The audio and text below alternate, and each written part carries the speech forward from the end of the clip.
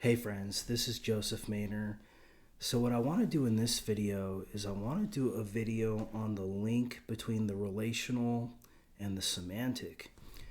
So in my last video, I did a link between the existential and the relational. So remember your network theory, right? There's nodes and links. So either we're sort of talking about something as one thing, or we're talking about the relation between things in metaphysics.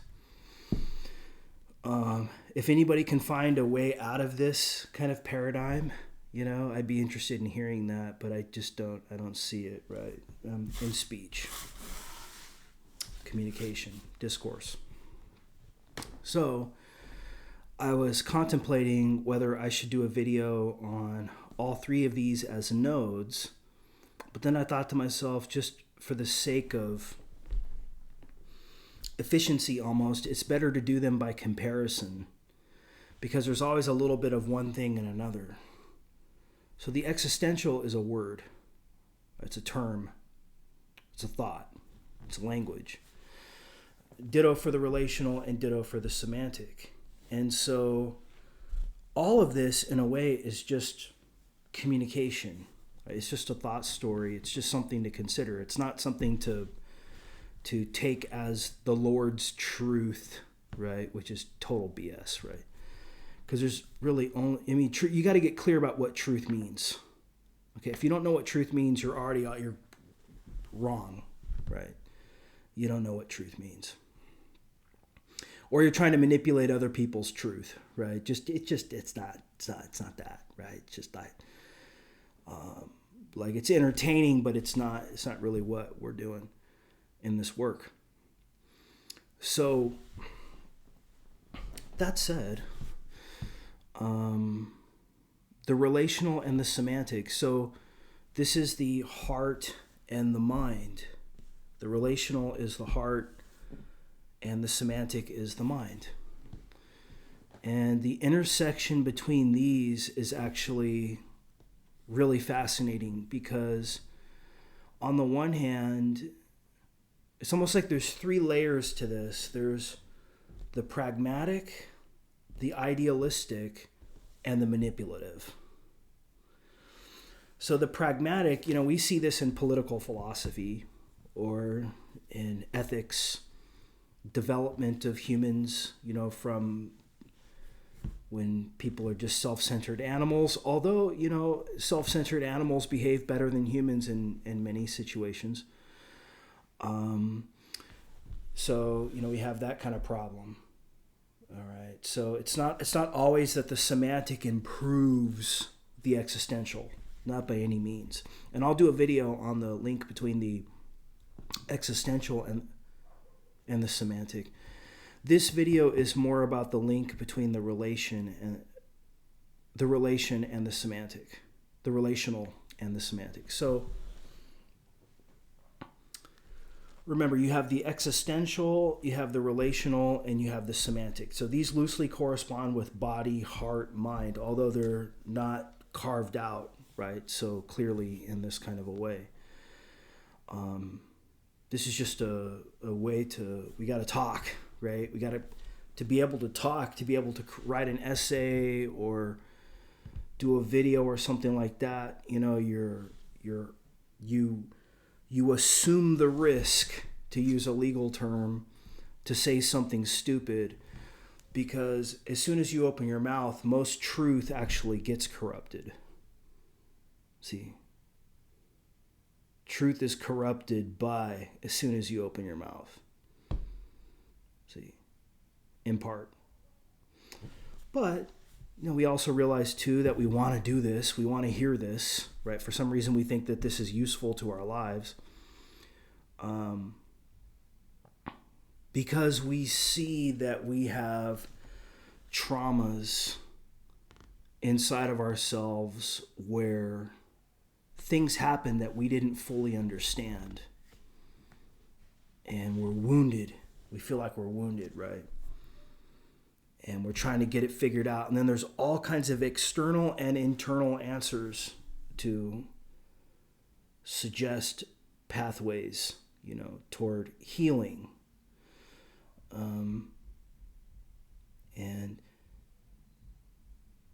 But I think, if we're looking at the relational, so the existential is all about me as a lived experience, living my life, right? That's the existential.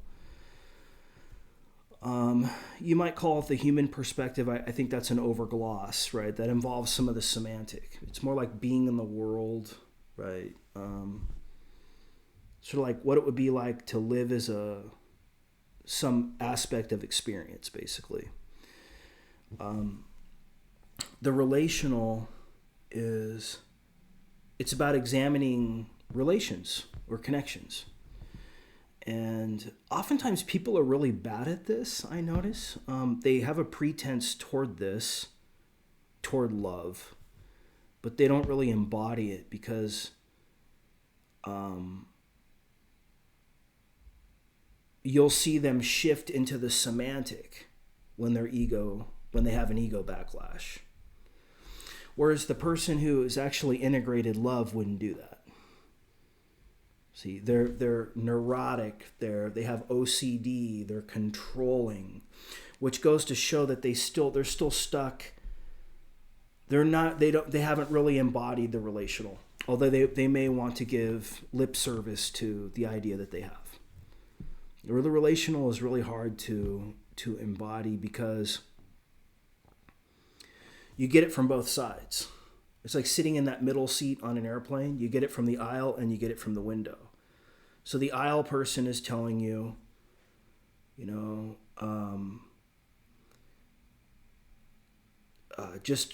try to get along with everybody. And the guy looking out the window is telling you that every problem that you have is a projection within your own consciousness. So in other words, this is a terrible paradox, actually. But it is actually, it's not. It's a terrible paradox for people who want to get clarity on this thing, which is what I think I'm going to try to provide in this video. But it's not a terrible paradox because it's the entryway into this kind of inquiry where the question is like, how can we improve our ability to relate? And, put improve in quotes. Because the reality is, like, if you look at your past, there's nothing you could have changed. But if you look at your future, there is something you can change. So the semantic is important because in knowledge, as you get older and wiser, and you start listening to yourself more, and you start honoring your own intuition, and you understand that your own intuition sits up over all these semantic things, including your own, then you do get a sense of knowledge. And that's exactly what the semantic provides. This is why people study philosophy. This is why people study anything, is the notion that there's something that it provides that is not just like obvious. So that's why we need the semantic. That's why we need the mind. But then there's all kinds of devils that occupy the semantic too, that make a pretense to the mind, the relational, or the semantic, the relational, and the existential. That really, it's like a video game where the goal of the video game is to stop playing the game. Imagine you're playing a video game, and the way that you win the video game is you cancel your service to the video game, right? That's how you win. So that's what it is. And that's why these people are here, right? That's why, adversity is here, is so that you can learn. That's what makes it all worth it. So truth is the most important thing, but truth can only be discovered in your own process, in your own experience. It's not some abstract nonsense. It's not. It's just, I'm going to tell you now, you can save yourself a lot of time listening to stupid people, right? Who are going to try to convince you that their semantic is more important than your truth, actually. And they're going to gaslight you that they have the truth. They don't have shit, right? They're a husk, actually. And they're manipulative. Because what kind of a person would try to tell you who you are and what truth is? Think about that one. Like, who would do that? I mean, I've shared some stuff on this channel about what's helped me, but I'm always very clear that I'm coming at it from a sharer perspective. I'm not coming at it from somebody who feels like I need to have you mind meld with me. Right? So I think that's the toxic semantic. The toxic semantic is an aspect of the relational, because if nobody listened to these stupid people, problem solved. But the problem is that for some reason, the toxic relational is attractive. I mean, even somebody like me, I'm not a stupid person, but even somebody like me gets roped in by these kinds of people, right? Because they're usually, it provides the community that you want, right? You want somebody who establishes a tribe or establishes community. But these people are actually more like marketers than they are truth tellers. They're parroting what they think works. And so they're actually the devil. But they're going to project the devil on the people who disagree with them. And so there's two ways to establish this. The first way to establish this, I think, is the wrong way, which is that you create an us versus them dichotomy with yourself at the top. So what the social glue that holds our relation together is the fact that all these other stupid people are not us. And that's what gives us the social glue to relate. That's a very negative way, a very dark way. Even if it's some kind of like non-duality or something like that, without the relational, without love, it's like we're the kind of people who think this way, and if somebody doesn't think this way, then they're wrong or they're delusional, right? So you're gatekeeping truth for other people, which is a disease in the relational. See, that's what I want you guys to see. But what I think is actually, if we look at the intersection between the relational and the semantic, where it can become great, I think, is when you're really coming from the relational. And you can see this in the human and you can see this in the divine. So in the human standpoint, the person who's coming from the relational is somebody who actually cares about you. Right? They want you to do well. They care about your well-being. They value you as a human being, as a person. Okay? We know that there are like people that have this more than other people. Like you'll notice this. Like you will not feel this with most people, actually. It's only a rare subset of people that you will feel this from, like a genuine care with regard to hearing you, your voice, and honoring your well-being and being respectful, and that. So that's like human relation. All right.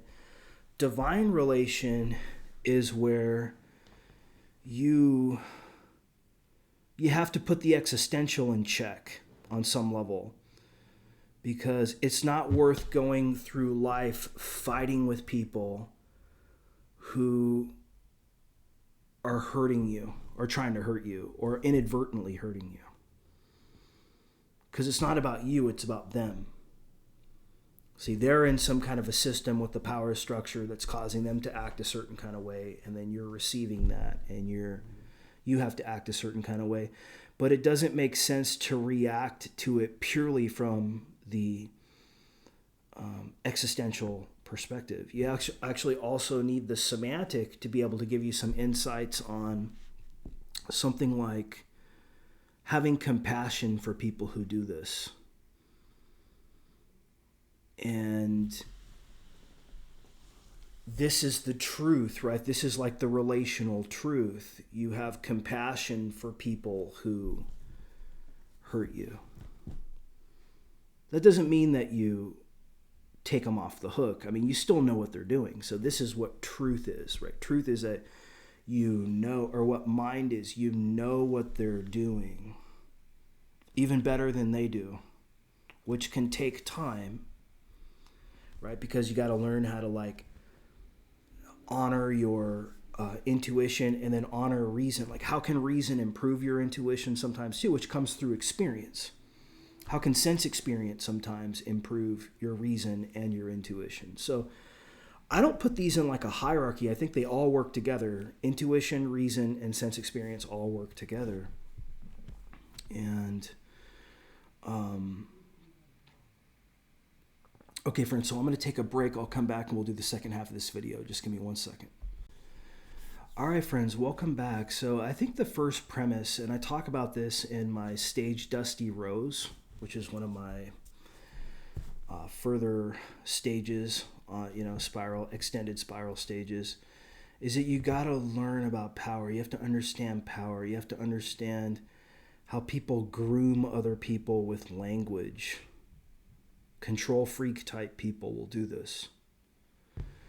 And, if you have any kind of trauma here, you can waste a lot of time being attracted to these kinds of people. Because you don't understand what's going on. All right. But there actually, I think, is a positive side. So let's take non-duality as an example here. So at its worst, non-duality is a kind of club or cult with a full of shit person who is pretending to be non-dual, but is actually stuck either in the semantic or in the existential, or some kind of selfish combination of those, where they're just trying to control people's thinking and set up a kind of tribe with that rule set that creates a community where people have to align with that kind of a thinking in order to belong. And if you don't sort of align with the semantics of that, then you will be reminded that you're wrong, but it won't be loving. It will be intellectual rejection. Right? It will be picking you apart semantically instead of accepting you. And so that's not really the link between the semantic and the relational. I'm going to give you guys an alternative to that. The best link between the relational and the semantic is valuing plurality without giving up the existential. But it's about allowing people to be heard and providing them with human relation, which is love, and then providing them with intellectual acceptance. Like, you're okay to be here. We don't want to hurt you. We don't want to kick you out. What we want to do is we want to allow you to be what you are. But you see how much abundance this comes from, especially somebody who's attacking you. I mean, this is where heart enlightenment is actually important, because if you're stuck in the existential, you're just going to be fighting everybody who you think is evil or something like that, right? You're stuck in the human, or you're doing that just to get whatever, like that's a sick game, on its own, it's a sick game. And so we realize that we need the relational. At some point, we need to integrate the relational register, which means that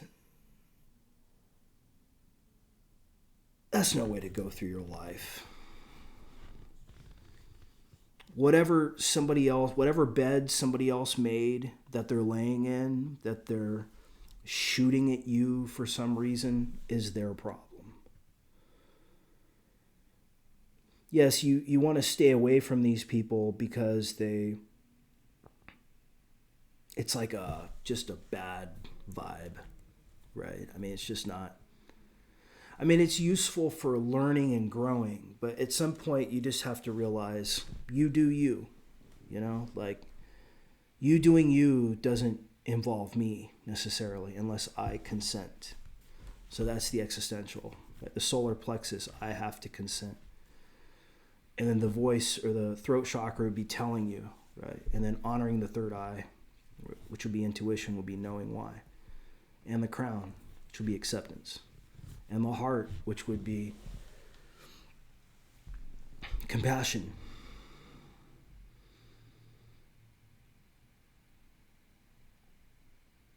Like, that's not me. Like, some people, they might be motivated by that, right? Like this, like, rough, like, really, like, tense, fighting kind of life. Who am I to say, right, that that's good or bad?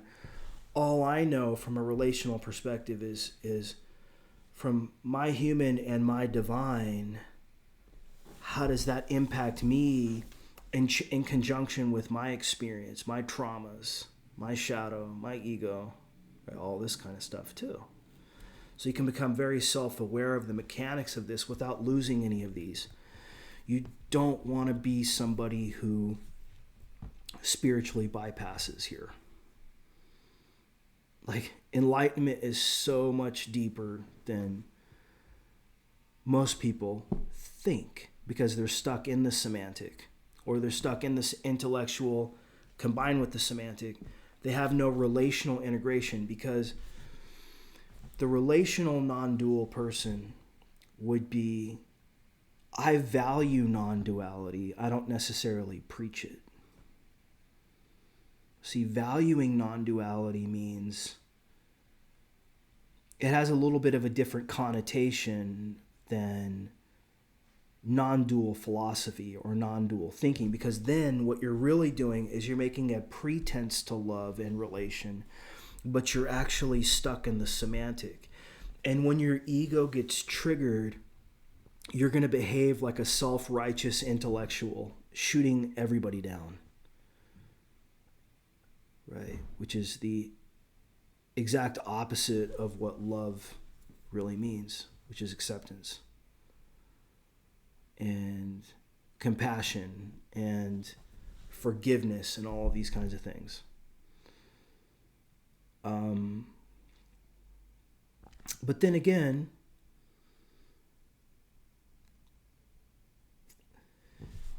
just don't get caught up in other people's stories so much. I mean, this is, when we talk about emptiness, I think this is what we're talking about, or emptying. The problem is you're so bought in and brainwashed that you don't really know what emptying means. Right? You just don't. Emptying to you is like based on some kind of semantic thing. You don't know what emptying is. Until you know what emptying is, you're not going to be enlightened. Period. You're just not. I mean, emptying means I'm fine without even needing to know that I'm fine. And emptying means being tapped into intelligence, which is a trust in yourself. It's like you're married to yourself. The relationship between you and yourself is actually the most fundamental relation. The relational between you and yourself. Because other people are going to say all kinds of stupid shit.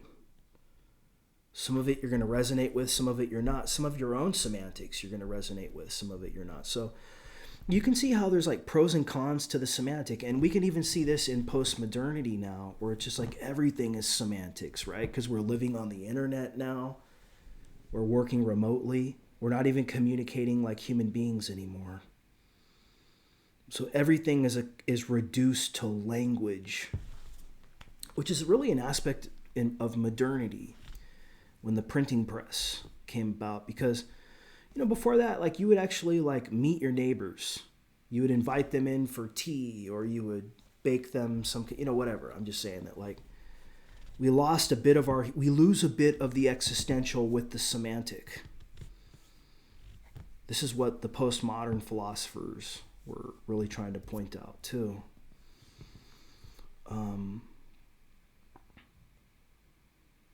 When you reduce things to the semantic, it breeds a kind of relativism because you're lost in your mind. See? And this can happen with the relational. So what I'm trying to do in this video is I'm trying to do the link between the relational and the semantic. So I think that definitely thoughts have improved ethics, through however long human beings have existed, or just, being in the world or whatever. You may say to yourself, there are no human beings. That's fine. I mean, that doesn't matter. Like, the story is still here, right? You wouldn't be talking about it if it wasn't. The story at least wasn't here. So, one thing I do want to warn you guys about, I think there are pros and cons to this, actually. So let me frame this in a very diplomatic way, because I think there are pros and cons to this kind of thought experiment. But it's the idea that there really is just you, and the story that you're experiencing is being created by you.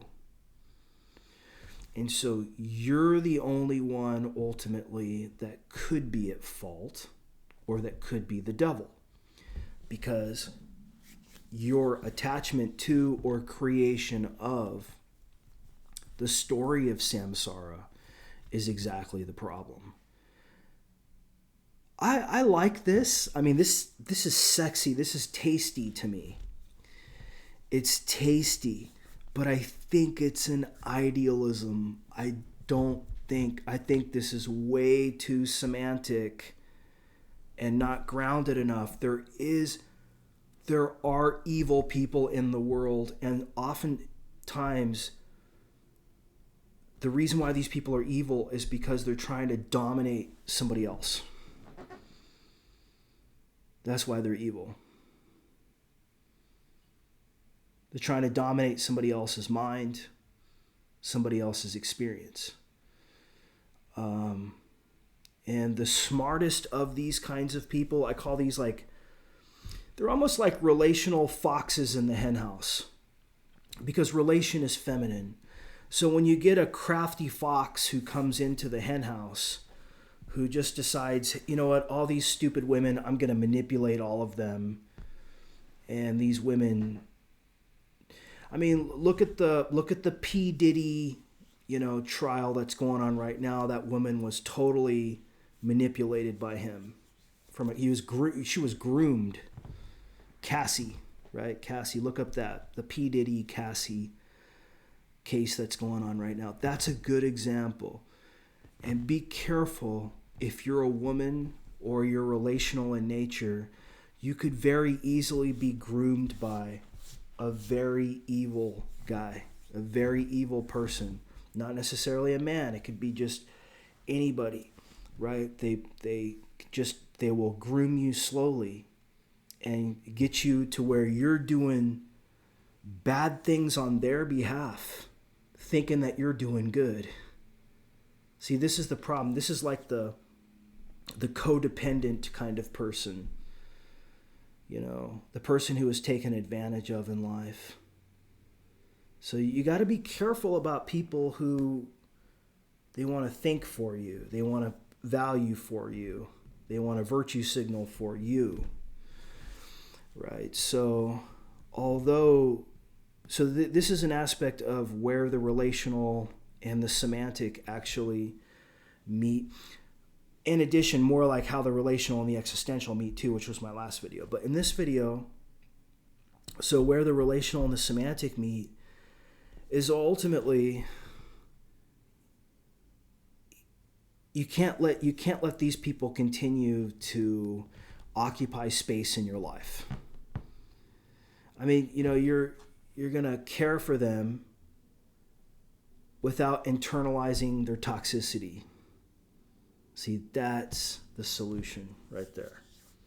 And that's real heart awakening, real relational awakening is when you can do that. And it's not like you're giving anybody a pass. It's just like you're